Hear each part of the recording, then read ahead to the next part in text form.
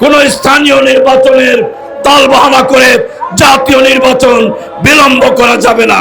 নির্বাচনের route map ঘোষণা করতে হবে অন্তর্বর্তীকালীন সরকারের। এই দাবি জনগণের দাবি। অন্তর্বর্তীকালীন সরকারকে জনগণের পালস বুঝতে হবে। জনগণ ভোটাধিকার থেকে বঞ্চিত ছিল। এই 15 বছর জনগণ ভোট দিতে পারে নাই। ভোটারবিহীন হাসিনা সরকার লেজ গুটিয়ে পালিয়ে যেতে বাধ্য হয়েছে আন্দোলন সংগ্রামের কাছে।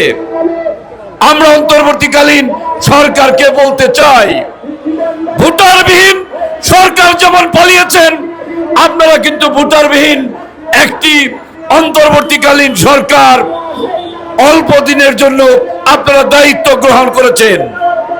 আপনাদের দায়িত্ব জাতীয় নির্বাচন দিয়ে জাতির কাছে, জনপ্রতিনিধিদের কাছে আপনাদের দায়িত্ব হস্তান্তর করা।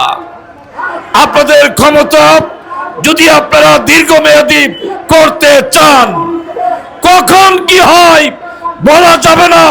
ডক্টর ইউনূস সাহেব ষড়যন্ত্রের মাথায় যদি আপনি পা রেখে আপনি বুঝাতে চান সংস্কারের নাম নিয়ে আপনি নির্বাচন বিলম্ব করবেন, হ্যাঁ, সংস্কার নির্বাচন সংক্রান্ত যে গুরুত্বপূর্ণ সংস্কার করা দরকার, সে সংস্কার ইচ্ছে করলে 1 মাসের মধ্যে করা সম্ভব।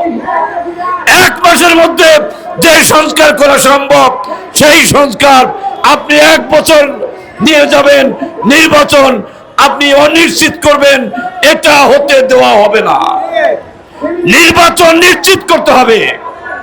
অবিলম্বে যদি নির্বাচনী রুট ম্যাপ ঘোষণা না করেন, আমাদের নতুন করে আবার আন্দোলনের চিন্তা করতে হবে। রাজপথে আন্দোলন সংগ্রাম করে জাতীয় নির্বাচন অবিলম্বে দিতে আমরা বাধ্য করাবো এই অন্তর্বর্তীকালীন সরকারকে। আপনারা যদি মনে করেন যে আন্দোলন সংগ্রাম 1 মাসে হয়েছে, 1 মাসে আন্দোলন সংগ্রাম হয় নাই।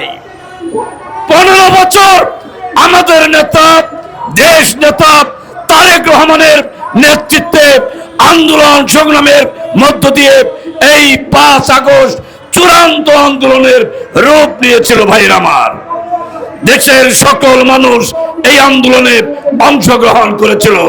তারেক রহমানের নেতৃত্বে রাজপথ সেদিন উত্তপ্ত হয়েছিল। আমরা চাই কোন স্থানীয় নির্বাচনের তালবাহানা করে জাতীয় নির্বাচন বিলম্ব করা যাবে না। কোন অবস্থাতেই জাতীয় নির্বাচনের আগে অন্য কোন নির্বাচন আমরা দেখতে চাই না।